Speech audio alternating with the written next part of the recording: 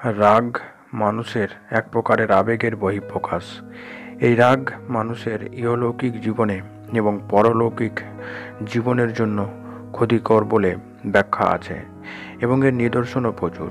সেই কারণে এই বিষয়টিকে কোনোভাবে হালকা করে নেবার নয়। আজ আমরা আলোচনা করব রাগ আসলে মনের মধ্যে জেগে ওঠে কখন এবং কেন মানুষ রেগে যায়।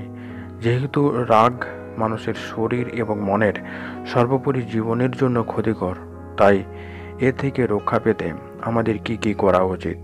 তাই এই গুরুত্বপূর্ণ বিষয়টি সম্পর্কে সম্পূর্ণ ধারণা পেতে ভিডিওটি সম্পূর্ণ দেখুন এবং আপনি এবং আপনার সন্তানদের এ বিষয়ে সতর্ক করুন। রাগের কারণ অর্থাৎ মনে রাগ উদয়ের কেন হয়, এর দীর্ঘ আলোচনা মনোবিজ্ঞানে রয়েছে। মনোবিজ্ঞানীরা রাগের কারণ সম্পর্কে স্থান, কাল, অবস্থা, পরিস্থিতি, ব্যক্তি বিশেষের কথা মাথায় রেখে মূলত 3টি কারণকে চিহ্নিত করেছেন। তবে এছাড়াও বিভিন্ন বিষয় রাগ হওয়ার সম্পর্কিত থাকতে পারে।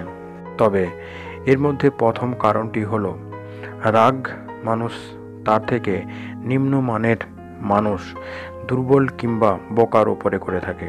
কারণ যিনি রেগে যান তিনি রাগছেন নিজে জয়ী হওয়ার জন্য, যার উপরে রাগছেন তাকে ভুল প্রমাণ করার জন্য।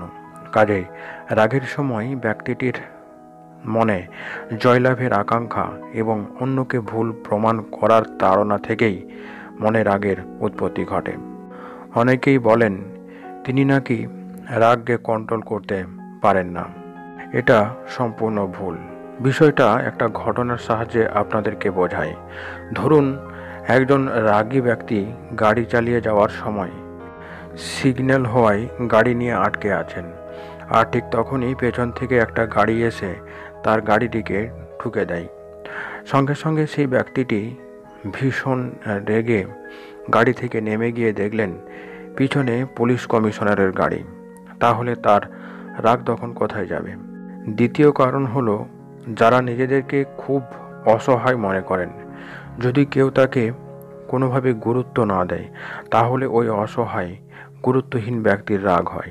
এই অসহায়তা, গুরুত্বহীনতা স্থান, কাল, অবস্থা এবং ব্যক্তিভেদে পৃথক পৃথক হয়ে থাকে। এ থেকে মানুষ ডিপ্রেশনের শিকার হয়, মেমোরি লস হয়। স্বাভাবিক আচরণ থেকে দূরে থাকা মানুষগুলোর মধ্যে এই ধরনের রাগের প্রবণতা বেশি দেখা যায়। তৃতীয় কারণটি হলো আচরণে আনন্দ প্রকাশ না করা। দেখা যায় অনেক ব্যক্তি আছেন যারা বর্তমান নিয়ে আনন্দে থাকতে পারেন না। ছোট ছোট আনন্দকে উপভোগ না করে তার হাতে যেটা নেই সেটা নিয়ে সে বেশি চিন্তা করতে থাকে, ফলে বর্তমানকে সে হারিয়ে ফেলে। এই সমস্ত মানুষের ওপরে কোনো রূঢ় আচরণ করলে তারা ভীষণ রেগে যায়। যেমন কোনো বাবা যদি তার সন্তানের পড়াশোনার কথা বলতে গিয়ে ধমক দেয়, তাহলে সেই ছেলেটি রাগ তার বাবার প্রতি হয়, কারণ বর্তমান পড়াশোনাকে সে আনন্দের সঙ্গে নিতে পারছে না এবং বাবার ইন্টেনশনও সে বুঝতে পারে না। কেবল বাবার বিহেভিয়ার দেখেই সে রেগে যায়। তাই এই সমস্ত বিভিন্ন কারণ রয়েছে যেগুলো রাগের কারণের পেছনে দায়ী।